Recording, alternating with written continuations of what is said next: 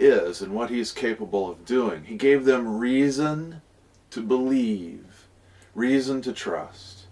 Still, he was patient with them when they ran out of water and they grumbled and they complained. He was patient with them when they ran out of food and they grumbled and they complained.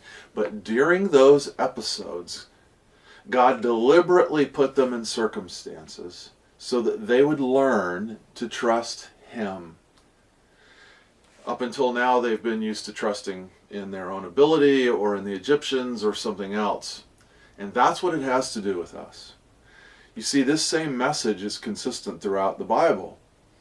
This is how people learn to trust God. You don't just start out trusting God. Just because your parents trust God, just because your friends trust God, doesn't mean you're going to trust him. Oh, you can say you believe him, go to church and go through all the rituals and all that kind of stuff.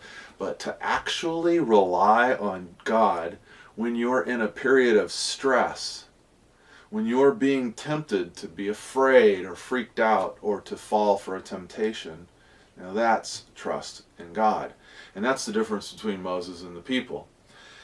You know, this training period is what we should learn, and we should see ourselves as going through a training period with God. You learn from the little things, and then over a period of time you keep giving God the credit when things turn out, and when things are not going the way you want them to, you look at that as an opportunity to learn. This is what David did. When David got ready to fight Goliath, Saul asked David why he thought he could beat that giant, experienced soldier. And David said, when I was tending my father's sheep, there was a lion and there was a bear, and God delivered the lion and the bear into my hands. And I know he'll deliver this uncircumcised Philistine also. You see, David learned from his earlier experiences. These are the beginning experiences, and that's why the first two stories, even though they grumbled, and even though Moses ran out of patience, God was patient with him on the first two. But then by the time I get to the third story, now grumbling's not an issue anymore. You people really should have learned by now to trust God. You will find the same thing in the New Testament, Jesus with his disciples. It's recorded in Mark 8. I'll leave this for your discussion. But you see there, Jesus is talking about one thing, and they're back to thinking about physical stuff. And Jesus says, haven't you learned anything? And so it's the same way with us. We begin to get worried about, where's my next dollar going to come from? Where's my grade going to come from? What if so-and-so doesn't like me? What if so-and-so does like me?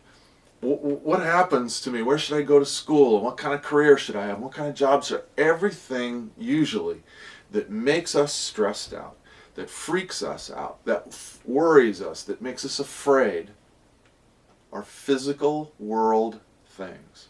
Remember, we talked about this. There's the physical world and there's the spiritual world. And when we were born again, we died to this world and we were raised to walk a new life. And at that moment, we were supposed to be led by the Spirit, not led by the flesh. And so what we are about now is learning to walk by faith and not walk by sight. All right? So look at these stories, and you get a very clear idea of how patient God will be for a little while when you're learning. And then God's patience begins to wear thin, and we'll see exactly where God's patience runs out shortly. Okay? We'll see you next week.